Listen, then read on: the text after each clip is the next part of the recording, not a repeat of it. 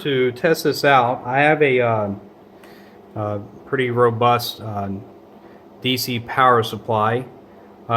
This output going to a banana plug. The tab represents the common or ground side. The one without a tab would be your positive if you use a banana plug. So there's a center pin in here. So this type of connector that pushes on and then twists. It's called a BNC. Going to a coaxial cable, but the common or ground side is going to be the outside. There's a center pin that will go to the positive. I have that feeding to these leads right here coming off the other side of the BNC. So positive should be the center pin, and then the outside will be my common or ground. And then to my multimeter set to DC. Let's turn it on. Now we know that the relay part of or portion requires 24 volts to actuate. I need to give this a little bit of current so we can start producing a voltage. I mean, really, it's only going to draw as much current as needed. Let's see. Hold on 1 second. I'll try to stand up this multimeter so we can make a measurement while adjusting. All right. So right now I'm only getting 0.1 or 144 millivolts. Let's start increasing it. We'll do a course adjustment, stepping it through its range all the way up to 24 volts. That's pretty close. We'll use my fine adjustment now, and we can get dead on. All right, there we go. So I got 24 volts now on that, going to these leads, and we'll use that for actuating the relay. See what changes produced when that has occurred. So I've got 24 volts coming from my bench power supply. And let's see. Positive is going to go to the common. A negative or return, it's going to go to either pole 1 or pole 2. We'll do pole 1 first because that is further separated. I'll go ahead and supply 24 volts to the common, and let's listen to hear if we now a good relay as soon as the circuit is completed, and as I showed you on paper, that magnetic field is generated. You should hear an audible click if the actuator, the arm, the armature, or whatever is closes on the other side of the circuit. So let's connect it to terminal 1. Okay. That click you just heard was not the relay. It was me letting go of the gator clip here, physically attaching that. And let's check to see if the output has changed at all. First, I want to verify, actually, are we still at 24 volts with it attached? It's giving it a little bit of a load. Our power supply voltage has dropped to 23.82, but that should still be fine.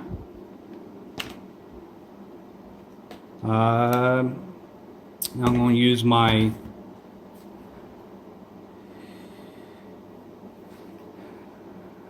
other multimeter.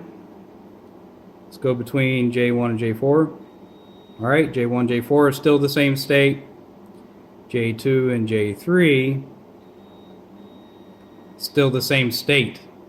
All right, so now we know, well, hopefully, I'm going to switch out the terminals in a second, but for all indications, for J1 to be this armature to go to J4, so that means that actually we should probably,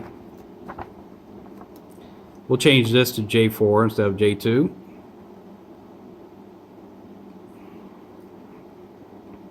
And then we'll just say that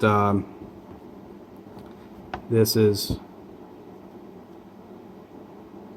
J3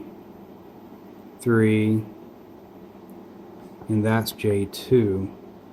I think this is how it's going to end up, but we'll find out. So common is positive.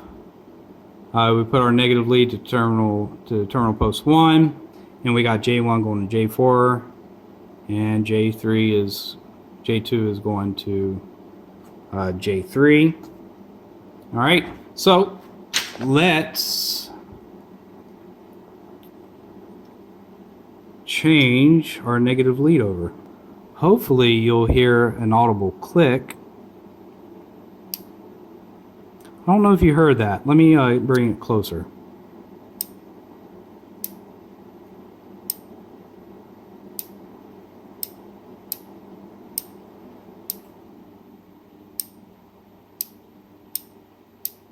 All right, so that is a healthy relay. You can actually feel it clicking over while holding it, and it's a nice, strong, audible sound when that relay clicks over.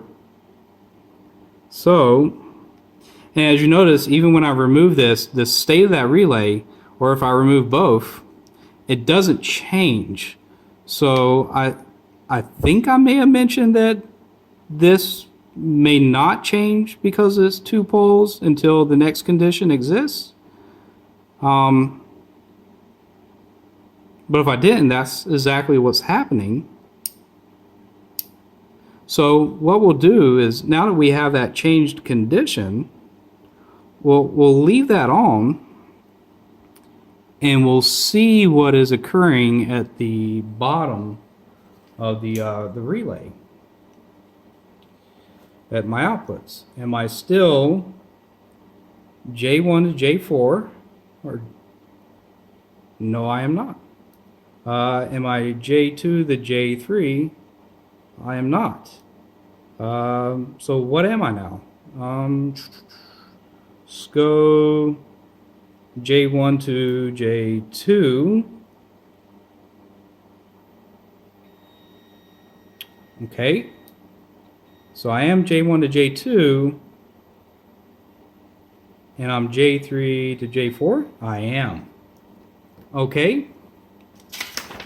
So that means when we supply a current through this coil at terminal post 1, our state of the output, the armatures will close, and I'll be J1 to J4 and J2 to J3, as we saw. And when I supply a voltage through the second coil over here at terminal post 2, we were J1, J2, J3, J4. So this would swing open over the other way. Yeah. And I'll be J1, J2, and J4, J3, or J3, J4. And so that is actually the difference on for that 145 shred out. Your common is no longer negative, it's positive. Your terminal posts are negative, and this is arranged slightly different. So that's good. We now have a full indication of what is happening in here when we change the state of the relay and associated with the outputs.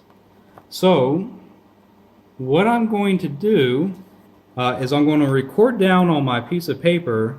This is K1, K2, K3, K4, K5. So K1 under common to post 1 was J1 to J4 and J2 to J3. And that was the same across the board. But I'm going to go ahead and write down what it is from common to post 2, in which we were J1 to J2 and J4 to J3. All right. So what I'm going to do real quick off camera is go ahead and retest each relay and then mirror the data all the way across for each relay, so we got a good comparison with what's going on with each one. So I'm going to do that off video because I think this video is going to be super long regardless. So that is what we will do then. Alright, I'll come back in a couple minutes and show you the results. Okay, so I started working my way through testing and I found something rather interesting. So remember, I wasn't getting anything from C1 to C or from common to post 1 on K3. No connectivity between J1 and J2. However, when I was getting it for these, and then when I went from common to post 2, I saw the corresponding changes, and this one actually changed, but then these didn't when I tested them individually. And so I was like, I started thinking to myself, well, let's start considering the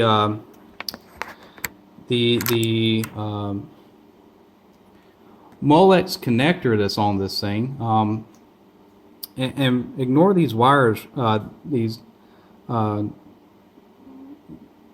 wire I've got stuck in it for right now. But the Molex connector has 4 red and yellow wires, 2 gray and brown, 2 gray and red, and then it's got your indicating wires, 3 of those. I'm ignoring the indicating wires right now. I just want to focus on what we're seeing on there. So you got 4 red and yellow, 2 green and brown, and 2, or sorry, gray and brown, and 2 gray and red. So I went ahead and pinned out, you know, everything on this Molex connector, and I discovered that and our issue is, I believe it's going to be through K3 to K5 if there's an issue. I don't believe it's going to be with K1 or K2, just because of what I'm currently seeing. But I went ahead and pinned everything out, and I found out that these 3 points here correspond to the 3 common posts on K3 through K5. And then this one lead here, that one is the gray-brown lead, corresponded to all 3 terminal post 1s. And then if I move this up one, that one is gray-red, and that corresponds to all 3 terminal post 2 connections for K3 through K5. So what I'd like to do is first go ahead and we're going to test this out a little bit of a different way. Because of the potential that there's not enough current testing each one, since they are wired up with each other, what I am going to do is I am going to supply the 24 volts to all 3 relays at the same time, and then my return, since it all comes to one point on here, I'll then check to see what occurs when everything actuates.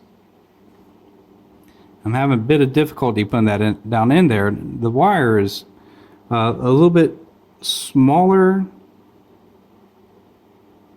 this wire, than in here, and you don't want it to be too big. You don't want to ruin the connector or anything, but it's a little bit too small, so it wiggles around a bit.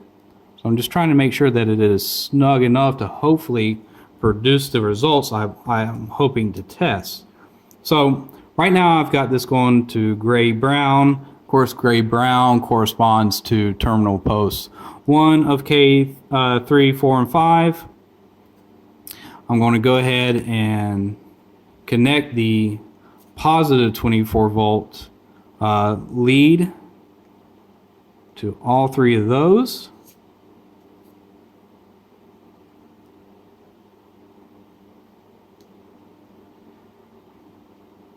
And then I'm going to put the negative lead to the other side. And the relay didn't actuate, so let's just see what that corresponds to using my hobbyist multimeter. It should be J1, J4, J2, J3 on all three.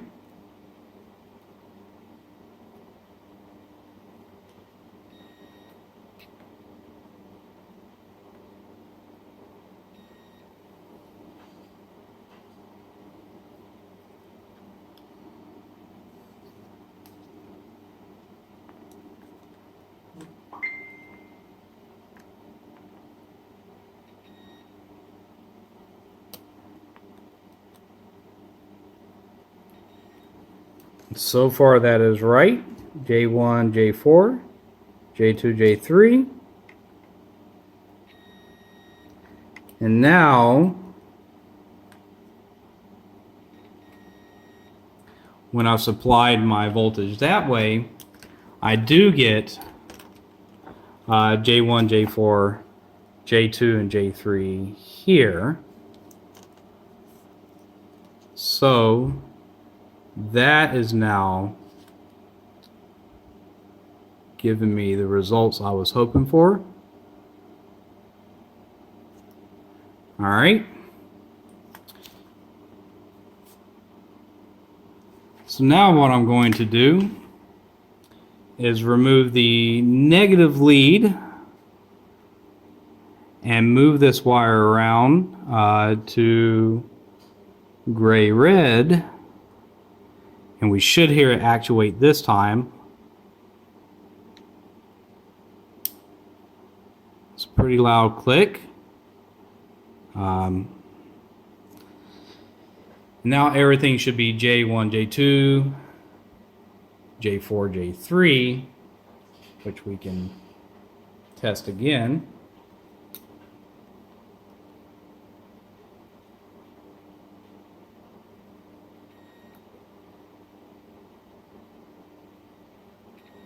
K5 is giving me that reading.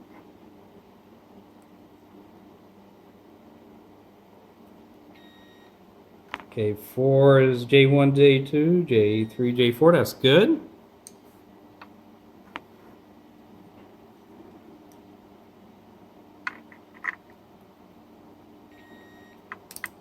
And the same thing for K3. All right. So that is now indicating good. J1, J2, J4, J3, J1, J2, J4, J3. Now, just because everything is giving me nominal indications for the remaining of this, testing it out this way, independently it didn't work. So I would have to independently solder these off. But I want to do something else before I do that.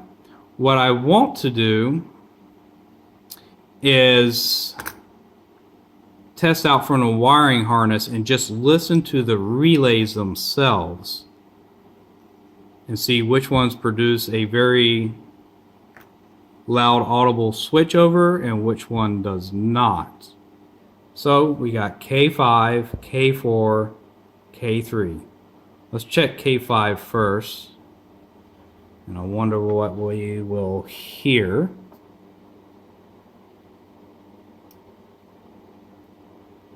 Oh, sorry, that was K4. K4 sounded low. It wasn't a very strong click. Let's check K5. It's a little bit louder. K3 was very weak too.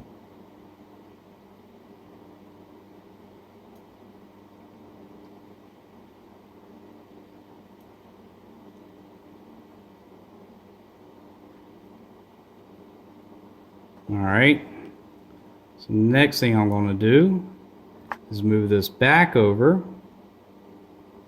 and put my negative lead on there. And I'm going to see if there's a corresponding change to all three of these relays. See, I added it on gray brown on that one, so that should be J1, J4, J2, J3. Yes.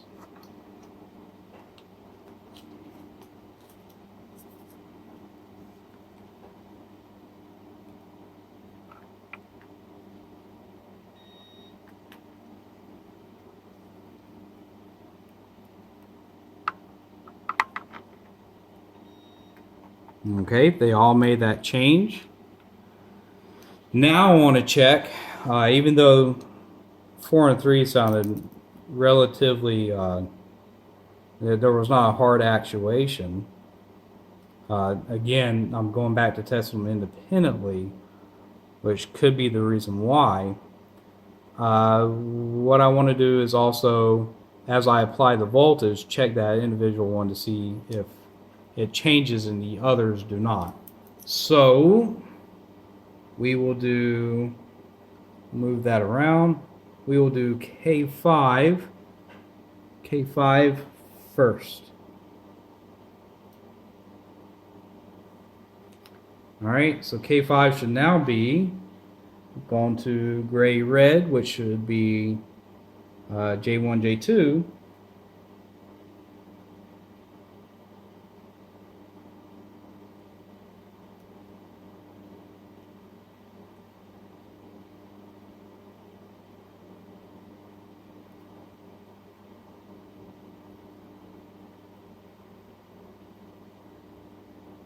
And now I'm back to nothing.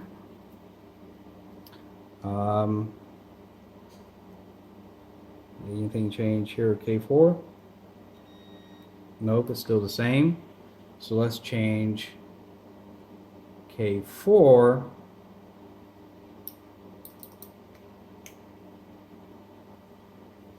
K4, I heard a change.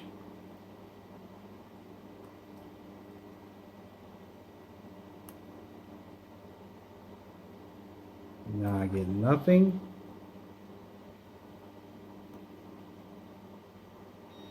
But I do have something at K5. Okay. Interesting.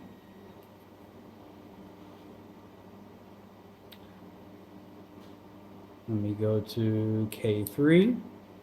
Ooh, and it's releasing as soon as I let go. Now for K5, something clicked over as soon as I let go. What was that? Yeah, K4 physically released back to its previous state when I took it off. That is interesting.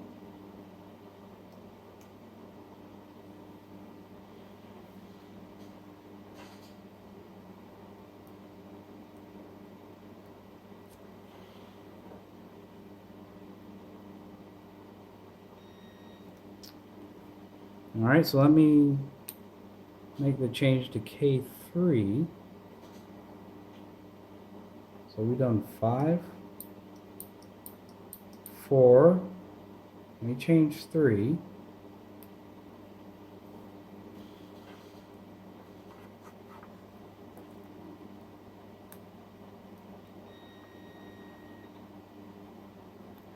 So 3 did go to J1, J2 on that test. And we are gray red. All right, gray red goes to C2, so that's J1, J2, J4, J3. That's cool. It made its change. K5 should still be the same thing. It changed independently, but K4 did not. It's still stuck in this previous state.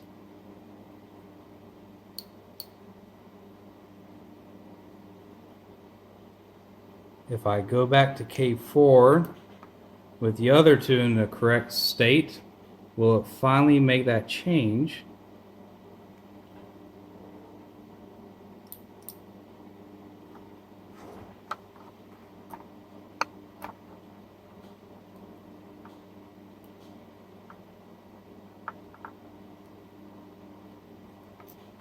And it still does not.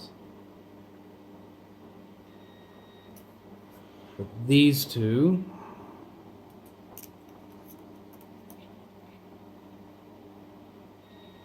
remain the same. Very interesting. Alright, so I swapped them all back over to J1, J4. Let's see if that occurred. Yep. Yes, it did.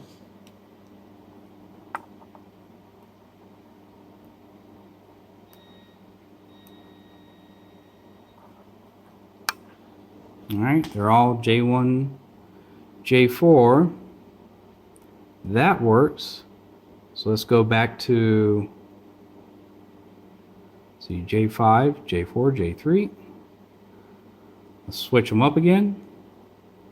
And we'll do J3 first.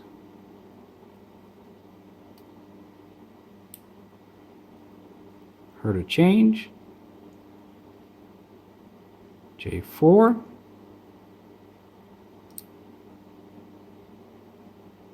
Heard a change. But it's not staying. Let's do J5.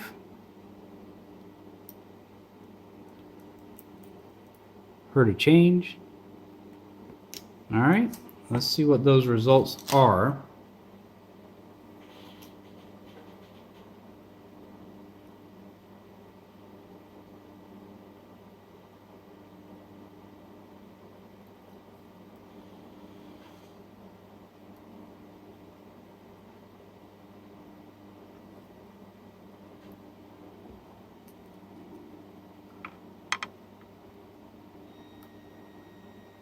Alright,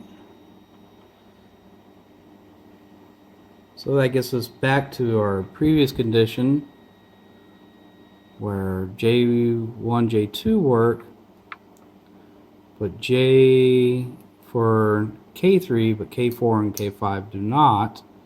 Now let's think about this for a minute. The positive rail is tied independently.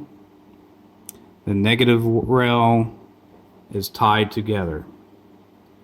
So if I apply a positive to this one and a negative to all the others, what is that going to do versus independently? So I've done a bit more testing off screen and I want to share with you the results I found. All right. If I tested each one independently through the Molex connector and supplied a voltage to its independent line associated with the common, even though terminal 1 is tied together, I could get all three of them to independently switch over. However, when I would do the same thing towards each independent common, even though terminal 2 is tied together, I could get K3 to switch over and K5 to switch over, but K4 would not. It actually would open up all four ports, no continuity between J1, J2, or J1, J4, or J2, J3, or J4, J3. It just would not, no continuity. So it's almost as if K4 is trying to remain in its original state, which tells me that there's something wrong inside of here. And it's only when I connect all three 24 volts to all three lines at the same time, and then my negative lead to the common, that I can force this to make a change. Now, I want to believe that the reason why the common lead has an independent wire is so that way no matter what is present on the negative lead, these things could be independently controlled. However, by trying to do an independent test of each one, even though they're wired together, at least the terminal 1 and terminal 1 and terminal 2 on all three, the only things that I could get to produce a good indication is from C1 to C2 for K3 through K4, but not C2 or C to terminal 2 for K4, testing it independently. These would switch over, but this one wouldn't. It would fully open, no continuity. So this is a relay that's actually bad. Alright, so we determined which relay is bad, but I do want to measure insertion loss between the ports just to show you what that looks like.